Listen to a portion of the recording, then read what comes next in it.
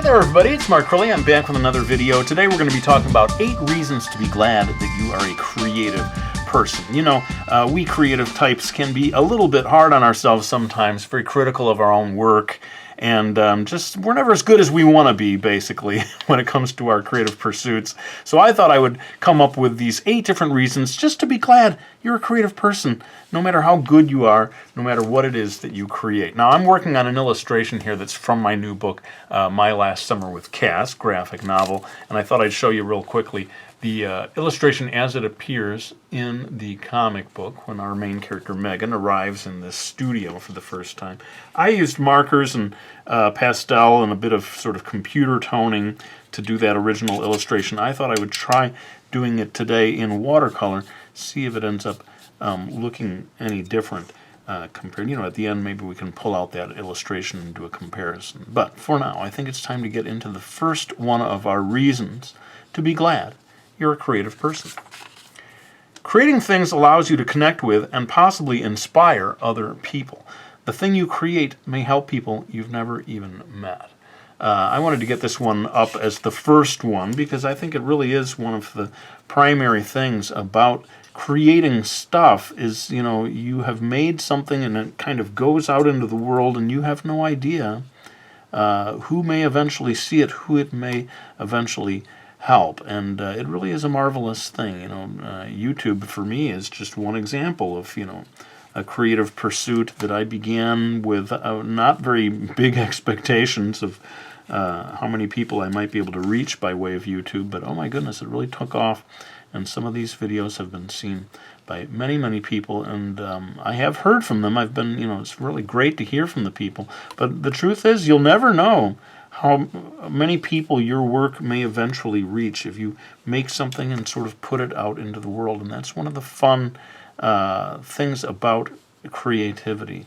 You may feel even that you have not achieved anything particularly remarkable, but then someone will get in touch with you and tell you, oh my goodness, that thing that you did, that story you wrote, that piece of music you made, it really changed my life. And oh my goodness, there's nothing more gratifying than that. Let's move on to the number 2 reason to be glad you're a creative person. Engaging in creative pursuits can help reduce anxiety and stress. I think that you know, scientific studies have shown this to be true, and certainly anecdotally, I can tell you that I always feel relaxed and calmed down a lot when I'm working on something creative. But I do think there is almost like a scientific basis for it, that having some sort of creative pursuit allows your brain to sort of calm down and focus on something outside of your own problems that may be causing you stress or anxiety, and especially, you know, when if you're just sort of pacing the room or feeling helpless, working on a creative pursuit gives you something that's within your control. You know, a lot of us these days, we feel that the world is out of our control and that we are pawns maybe in some bigger scheme that's controlled by powerful people, and that can be, you know, demoralizing and scary, frankly. When you create something, when you sit down with paper and pencil, or as I was saying, music, any kind of a creative pursuit, suddenly you've got something that is under your control. And that alone, I think, is a good feeling, especially, as I said, in a world where we sometimes feel that nothing is under our control anymore. So that's my theory, anyway, as to why working on a creative pursuit can be such a great stress reliever. But there is something almost sort of magical about it. Creating things and petting animals. I think those are 2 great things that will relieve stress and anxiety. Let's move on to the next one here, number 3. Being creative allows you to escape from the ruts of your daily routine. I think creativity almost by definition involves doing something new, right?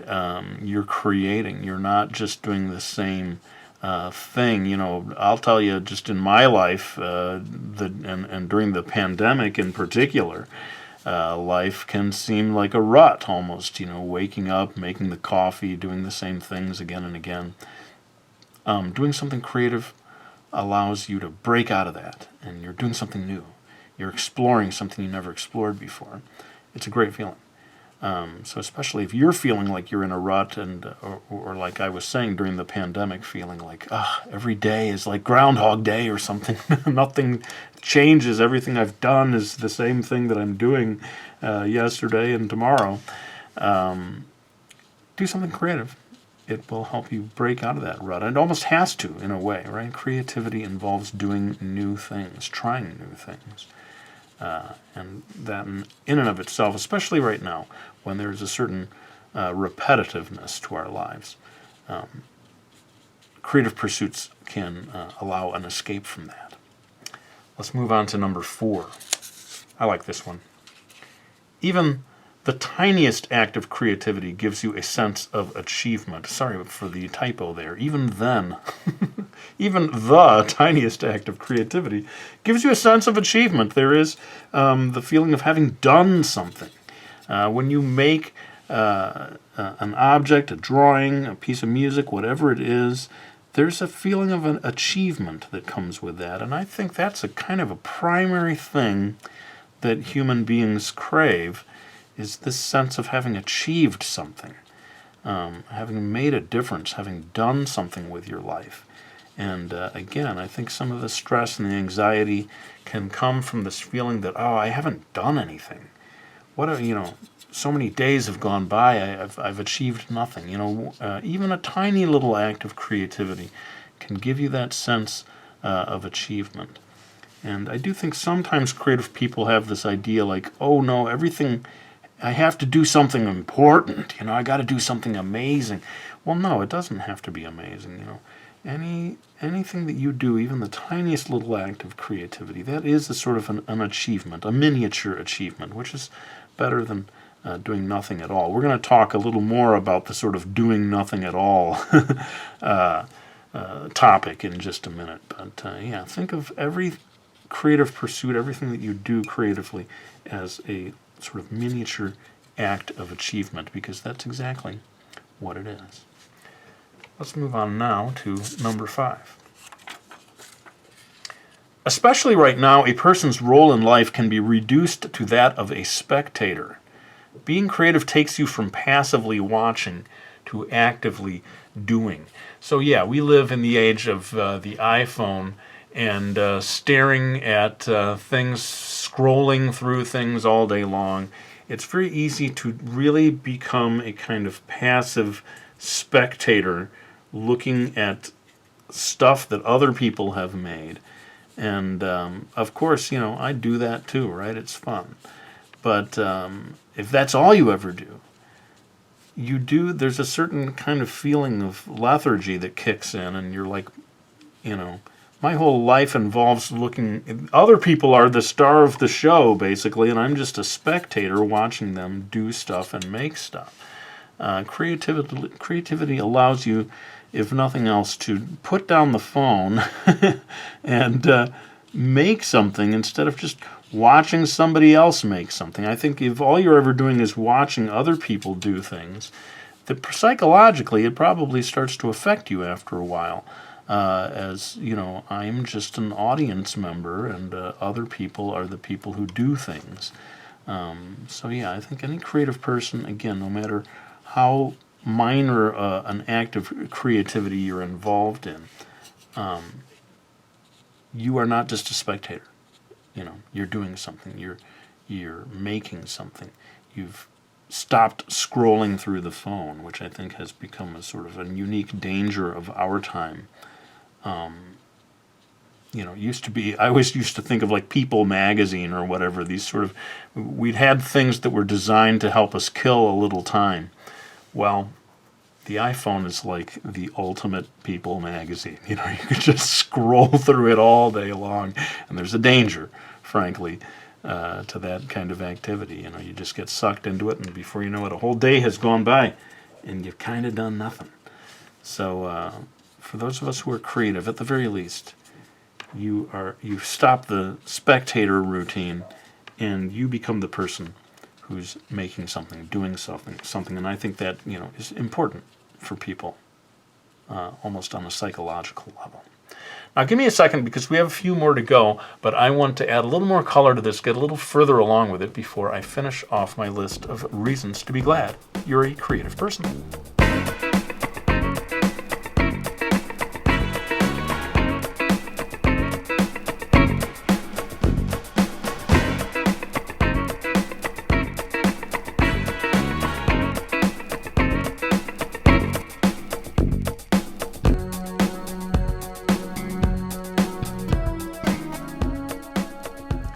Alright, so we're getting near to a finished illustration here. I used some beloved white gouache to add white highlights, and now I'm using colored pencils to add a few final touches. Let's move on now to number 6 here. Being creative allows you to express things that are difficult to put into words. You know, I do a lot of storytelling, writing. I'm using the written word a lot in my particular form of creative pursuit, but I wanted to get one in here that's about creativity that allows you to express certain things that are beyond language in a way. I would say music, for one, is a great way of expressing something that you may find difficult to put into words. Certain pieces of music, even instrumental pieces of music, can be so moving, they'll almost bring you to tears, and there's just no words involved, right? It's all just sound and those notes, and it is capturing something, it's expressing something that cannot be expressed in words. So I wanted to at least get one in that was about that.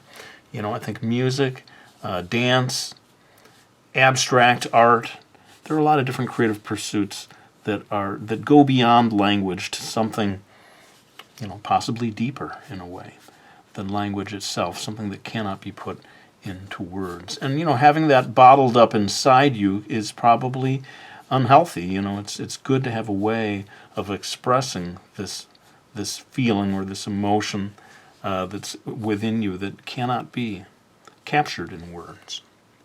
Let's move on to number 7 here. A person who has created something, even something that is flawed, has contributed more to the world than someone who just sits around passing judgment on the creations of others. Now, I wonder if anyone can recognize the inspiration for that. I'm going to go ahead and reveal it. I've got it here on my phone. It's Anton Ego from Ratatouille. At the end of the movie, he says, "But the bitter truth we critics must face is that in the grand scheme of things, the average piece of junk is probably more meaningful than our criticism designating it so." Forgive my terrible impression of Anton Ego there, but that line really stuck with me, and I think it sticks with a lot of people, especially nowadays. Everyone in the comment section or whatever, Twitter, you have your ability to weigh in and render judgment upon other people's creative creations. And sure, that it's fun. I do plenty of it myself. But in the end, I always sort of pull myself back and say, hey, you know, this person made something. This person put themselves out there. And it's easy to sit around criticizing things, passing judgment. But that criticism that you just made is of very little value, I would say, even compared to the piece of junk, as he calls it, that is at least a creative thing that somebody made. So I wanted to get one in there, not to say that criticism is valueless, and in fact, that, you know, Ratatouille segment goes on to talk about how a critic can serve the role of shining a spotlight on someone whose work might get ignored otherwise. So don't want to say, oh, criticism is pointless. But if all you're ever doing is rendering judgment on other people and never actually making something yourself, I don't know. To me, there's something a little bit sad about that. I would like to think that even the critics out there have their own creative pursuits, outlets of one kind or another. Well, we're down to the last one, and I'm happy to say it's a very simple one indeed. Number 8. Being creative is fun. In a way, this should have been number 1, but I decided to save it for number 8. You know, being creative is fun. Ever since we were kids, and you had a crayon and a piece of paper, you just realized creating stuff is fun. And in a way, all these other highfalutin things that I've talked about maybe take a second place to that fundamental truth that it's just fun. It's fun to create stuff. I've been doing it all my life. I'm never going to stop. There's something just innately enjoyable and I think almost necessary for humans to create. We can't resist it. And you know, if you haven't created something for a while, maybe this video is a good inspiration for you to go ahead and make something. It's just fun. And sure, we do get hung up on, oh, how good is this thing that I made? Am I good enough? All of that stuff. Set that stuff aside and try to get back in touch with that inner child, you know, who realized at the outset, making stuff is fun. Maybe that's all it comes down to in the end, and all that other stuff of worrying about whether you're good enough. Just forget all that and make stuff, because making stuff is fun. Now I want to go back to my book here and see if there's any significant difference. I fear there isn't, because I have the tendency to just go back and do what I did before, but it is sort of interesting. I think I got a lot more highlights in her hair. Otherwise, it is fairly similar, I suppose, in a lot of ways. But I thought it might be interesting to see. Can I recreate in watercolor what I had originally done? Mostly with marker and pastel. But I think that brings us to the end of this video. I really hope you enjoyed it. I hope it inspires you, especially those of you who know that you are creative, but it's been a while. Maybe you're feeling a little rusty. Let this video be the inspiration, the thing that gets you to go ahead and make something. And boy, this pencil just does not want to stay still. How am I going to wrap this video up if I can't get the video to stop, the pencil to stop moving? All right, high time I ended this video. I want to thank you all for watching this video. I really hope you enjoyed it, and I'll be back with another one real soon.